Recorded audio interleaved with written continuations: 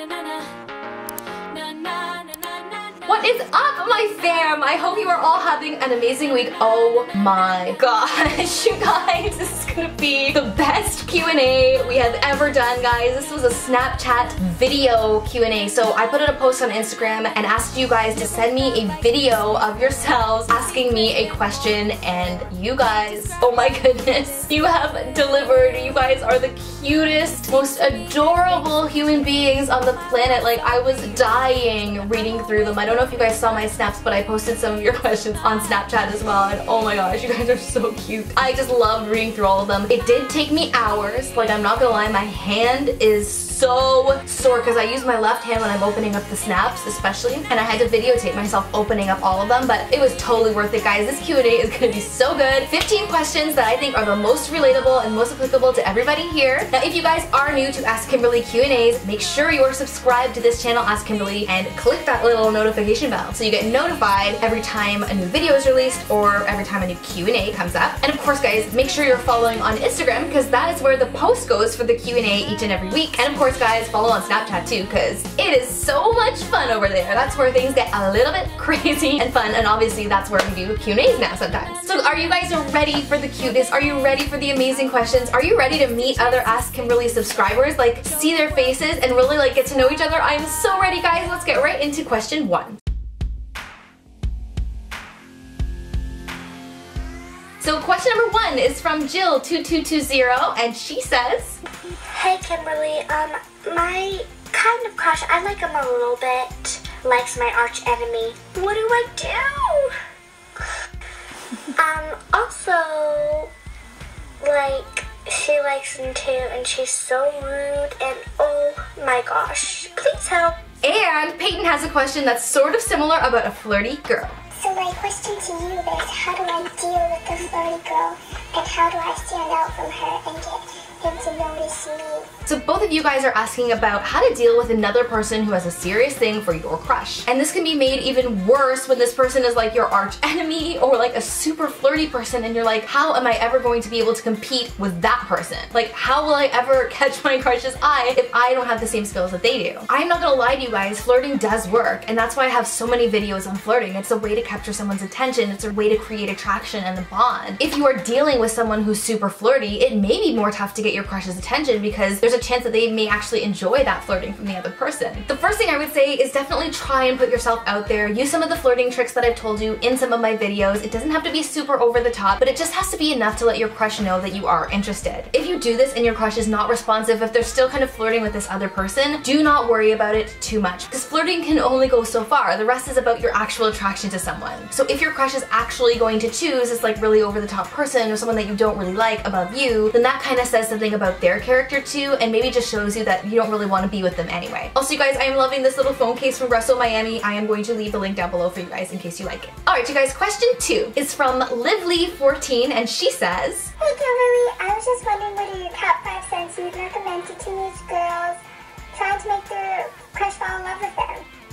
Okay, you guys, top 5 scents. Here we go. I have not premeditated this at all. I would say number 1, Ariana Grande. Literally, you guys, I wear this scent all the time now, and I get compliments on it all the time. People are like, oh, you smell so good, and like, what perfume are you wearing? I feel like it's the perfect combination of like lovely but not too strong, but people definitely notice it on you. Number 2, Haute Couture by Givenchy. I love this scent. It's like one of my go-tos. 3, Angel by Thierry Mugler. I love that scent so much, and this is like another kind of neutral scent that has a bit of a hint of chocolate in it. 4 is Calvin Klein Euphoria. It's like an amazing scent. It's a little bit richer than some of the other ones. And 5, you guys, this one's a really old one that came out like when I was in high school, but it has been one of my favorites ever since, is actually Burberry Brit. Burberry Brit to me smells really Christmassy, but you'll notice like with all of these scents, they're all pretty sweet because I tend to like really sweet scents. So if you like one of these 5 scents, I would say like it's a pretty safe bet because I've kind of tried and tested all of these over the years, and they're kind of universally liked scents. So I hope that answers your question. Question number 3. Question number 3 is from Emma, and she says, "Hey Kimberly, you are one of my favorite YouTubers firstly, and you've helped me a lot. But I have a question, and it's not going to be this whole video, obviously. So I sent this to you on my message thing, but there's this boy in my grade named, and we're really good friends. his mom kind of like abuses him and puts him down and makes him feel like a worse person, and she hits him, and it makes him feel really upset and down. He often doesn't come to school or talk to us about it, and I told him to tell teacher, but he wouldn't let me. And a really damaged person inside already, and I'm really scared he's gonna commit suicide. So what do I do? This question actually makes my heart hurt inside. Emma, I am so sorry that you are going through this and that you've had to witness your friend go through this as well. Nobody deserves to be in a position like that where they are being abused or hurt by one of their parents. The reason I chose this question is because I feel like there might be others out there who might be dealing with something similar. And Emma, what I want to tell you is that even though doesn't want anyone to know about this, I think it's very important that you tell an adult about what's going on. The people you might feel the most comfortable with are actually your parents. Also, if you happen to see a counselor on a regular basis or in your area, depending on where you live, they usually have an obligation to notify the authorities if something really terrible like abuse is going on in a person's home. But if you have a good relationship with your parents and you can have that frank conversation with them to let them in on what is actually going on with your friend, then they have a responsibility to tell someone who can actually help and get in there and take your friend out of the situation where he's actually being hurt. Guys, I just want to emphasize too that it can feel really bad because you feel like you're invading somebody else's privacy or you're hurting them further by telling an adult or telling someone what's actually going on behind the scenes. But the truth is, if a crime is being committed, if somebody is being damaged because people don't know what's really going on, then you having that information, it's going to help bring them to a place of safety where they can hopefully go on to live a life where they can thrive and be amazing and be happy and all of that stuff. So in this case, Emma, you are not doing anything wrong by telling someone and bringing it to light. And if you guys know somebody who's being abused or if something terrible is happening to them and you're seriously worried, always tell an adult, because an adult is going to know who to tell and what to do, and you can do a great thing by bringing that to their attention. Okay, you guys? Okay, Emma? Question 4 is from Peanut1617, and she says, Kimberly, my question is, I'm dating this guy that lives in Edmonton, but I like someone else and would rather be with him. But I don't know how to break up with him without hurting his feelings. What should I do? You guys are the cutest people in the whole world. So Peanut1617, you, my friend, are not obliged to preserve everyone's feelings for the rest of your life, okay? If there's someone who you don't want to be in a relationship with, but you don't want to break up with them because you're afraid you're going to hurt their feelings, oh my gosh, there are going to be so many times in your life where you may have to do something that could hurt someone else's feelings, and that doesn't mean necessarily that those are things that you shouldn't do. Of course, we want everyone around us to feel good and to like us, but when it comes to doing something that's best for you, like ending a relationship that you're not totally happy with, especially if there's someone else that you like are super into, then you can't stay in that relationship just so that the other person doesn't get hurt. In my opinion, the best way to actually break up with someone is to just tell them the truth and be honest, and also like explain all the things that you do like about them so that they're not feeling like totally wounded by this whole thing. Like the goal isn't to hurt their feelings and be mean about it. It's just to kind of politely say that things aren't working out for you anymore and that you don't want to move forward. And that's totally fine. It is totally fine if you don't want to be in a relationship, okay? But it'll be so worth it if you have something better to go to, especially if you knew that relationship was not working out. Okay, Peanut? Question 5 is from Beth Ann, and she says, So I'm sat here revising for my schoolwork, but I was just wondering, do you have any tips on balancing your school life and having a boyfriend? So Beth Ann, I think that it is totally possible to balance school life and having a boyfriend or family or whatever other obligations socially that you have. The truth is, whatever stage you are at in life, it's really important to know how to balance work with other things, like other things that make you happy. So whether that's like balancing work with going out, or balancing work with just having time off, or balancing school with friends. And to be honest, like this is one thing that I used to struggle with so much in my life because I would always prioritize work. And then when I had a family, I had to do a little bit of rebalancing because I was like, I need to have time for not only my family but for myself as well, to rest and to be able to take care of other people. So when it comes to school though, it can be so tough because sometimes the program you're in just demands so much of you and you're like, how am I gonna do this? So part of it is explaining to the person you're with like what you're doing, what your goals are, how you're driven to achieve, and what's necessary for you to be able to succeed in that. So if it means like every other weekend you're studying and every other weekend you're hanging out with your boyfriend or girlfriend, I think that's totally fine if that's what it takes. So good luck, and you definitely don't need to substitute one thing for the other. They can totally work in tandem, and I think you can totally have a well-rounded and balanced life. Okay, my dear? Question 6 is from Meggers1126. Hi Kimberly, my friends and I have been having this argument for a long time. Is there a difference between loving someone and being in love?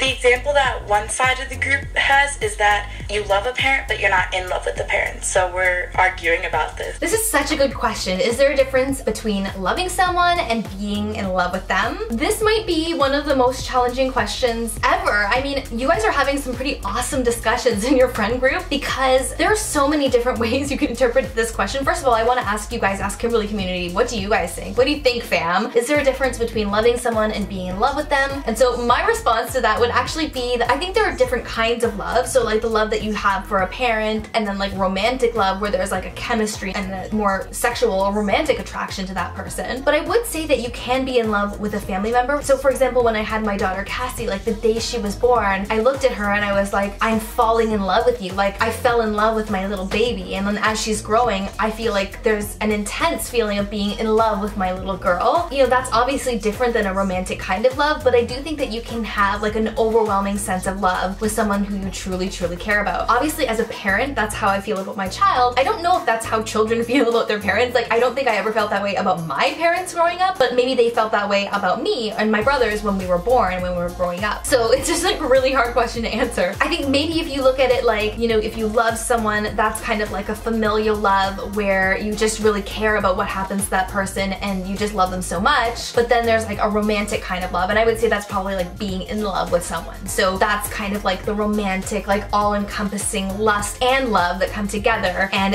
that would be kind of what society sees as being like in love. So that's kind of how I would categorize it, but let me know what you guys think in the comments down below. Hopefully that didn't confuse things even more, you guys, but that was an amazing question, so what can I say? Question number 7 is from Estefania. Hey Kimberly, if I know my friend is doing something bad to ruin someone else's relationship, what should I do, or should I just stay out of it? So if you come across a piece of knowledge that someone you know is doing something bad to someone's relationship that could affect their relationship. So say for example, you know your friend and she is having a little fling with somebody who's already in a relationship, or that she's purposely trying to break somebody up. This situation is totally different than the kind of abuse situation that we talked about earlier. When it comes to somebody's relationships, it's a little bit different. As long as you don't suspect that your friend or the people involved are in some kind of life-threatening situation, sometimes it's best to just not be involved. Now obviously everyone's gonna have a different opinion on this, but the truth is like you need to follow your gut, whatever it is telling you, and every situation is totally different. But I have personally found that getting involved in the little messy details of other people's relationships and all of the gossip usually doesn't result in anything good. So even if you do go to these people and try to like shed a light on what your friend is doing, like they may not believe you, they may not have wanted to find out in that way. There are a lot of different potential scenarios, and the truth is if there's something really bad going on, they're probably going to find out anyway. Question 8 is from Londi. Hey Kimberly,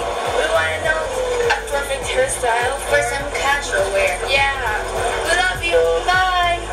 Oh my gosh, you guys are so cute. Like, oh my god, I'm dying inside. So the perfect hairstyle for some casual wear. Now you guys know I love hairstyles so much. For the spring, because it is spring now, it's coming up, and for casual wear, like kind of like for maybe you're going on like a casual date, or you're going on like a school trip or something and you want to have like a cute hairstyle. I love hairstyles that are kind of like down but with some really tiny little braids. So I will put a picture right here of like an example that I'm talking about. So I think something like this is so romantic and cute. It's easy to do and it doesn't look like you tried too hard, but it's really romantic and just like kind of flowy and shows that you have personality and a sense of style. Question 9 is from M. Kelly's Russell. Hey Kimberly, I was just wondering, when you were in high school, what was your favorite thing to do, like whether it be sport, activity, or club? Thanks!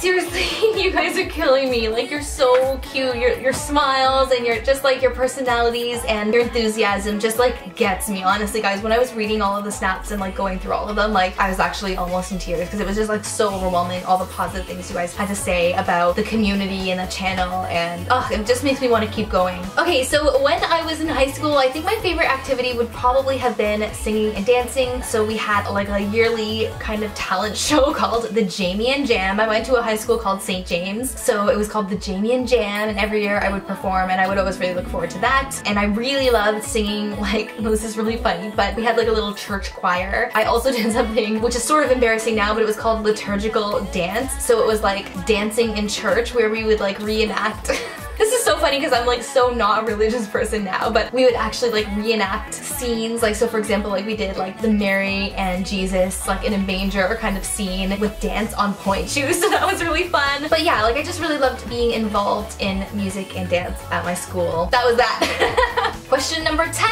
is from Issa. I feel like I recognize your name, Issa. I feel like you've asked questions here before. Hi Kim, I've been in a relationship for more than 2 years and I'd like to know what I could do to get back the magic that we had from the beginning. Thank you.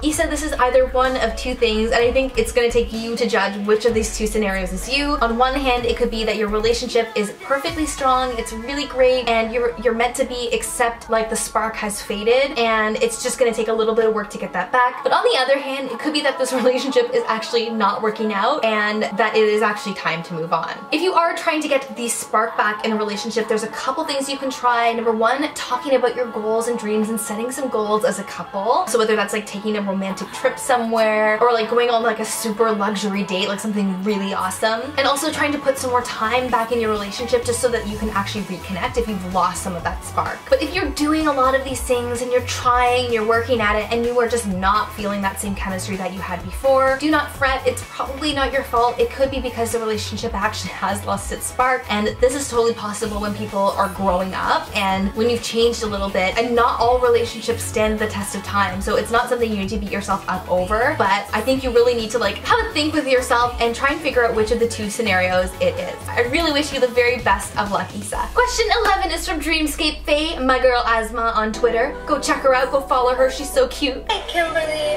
Okay, so my question was, why do people stay in hurtful relationships? So why do people stay in hurtful relationships? Honestly guys, I think it's fear. Not necessarily because you think your partner's like gonna hurt you or something, and that's another story, and some people do stay in hurtful relationships for that reason. But I think it's more about the fear of being alone and like what would happen if they were to end that relationship. Because when you end a relationship, you're forced to go out there and be alone or try to find another relationship, and that I think scares the heck out of so many people. And so like what ends up happening is that they stay in a situation that's like less than ideal, you know, stay in that relationship where they're continuing to be hurt by another person, and obviously that's not the right thing to do, but the fear is paralyzing them from doing what they actually want. And my hope for you guys is that in your whole life you'll never let fear paralyze you from actually going after your dreams, whether it's in a relationship or at your job or with your family or whatever decision you have to make. Fear is like the worst thing in the whole world, and if you can get past your fear in one area, I sincerely believe like you can get through it in any area. So that's the honest truth of what I think, Asma. 12 is from Tina Vale. Hello. So, do you think it's possible for two people to be in love their whole lifetime? So Valentina says, do I think it's possible for two people to stay in love for their entire lifetime? Oh my gosh, this is the cutest question ever. And yes, Valentina, I totally think this is possible. And actually, I know it's possible because I have actually witnessed couples who have been in love their entire lifetime. And it is really the sweetest thing you have ever seen. And that doesn't mean that every couple is going to be this way. In fact, most couples don't get to experience that. And that's totally okay. Like, it doesn't mean that anyone has done something wrong if they don't stay together forever. But it is really sweet when you see a couple who's kind of stood the test of time. They've been through all the ups and downs together, and really at the end of their life they can say like they had one person who was kind of like their soulmate, and I think that's really sweet. So I hope that answers your question. Number 13 is from Fliss. Hey Kimberly, I just wanted to know, how do you do your makeup every day? So I would say like my makeup look is kind of split in two ways. So one of the ways I like to do it is if I'm like filming or going on TV or going out, and in that case I like to do kind of like a full face of makeup, dramatic, and I really love dramatic eyes, so I'll always wear like foundation, bronzer, blush, and like mascara and eyeliner, and I always do the brows too. Sometimes I'll put lipstick. So for that look it's kind of like more dramatic and more full face, and then I'd say like the other half of the time I'm like actually very basic. So you guys who follow me on Snapchat know like half the time I'm not even wearing makeup at all. I'll use like maybe like a powder foundation or just a powder or nothing, and a little bit of mascara and like a lip balm or a lip gloss, and I'm good to go. So I feel like I love makeup so much and I love to experiment with it and kind of play around with it, but it's definitely a lot of work. Like it takes a lot of time to kind of do the full look, so I don't like to do that all the time because I feel like it actually just takes too much time. What's your everyday makeup look, you guys? And do you want me to do like a makeup look video, like just kind of like my everyday makeup? Let me know in the comments below. Alright you guys, the last question is from Nicole Marie. Kimberly, so do you have any advice for gals like me who get super nervous, had a smooth talk with them, anything? Please help me.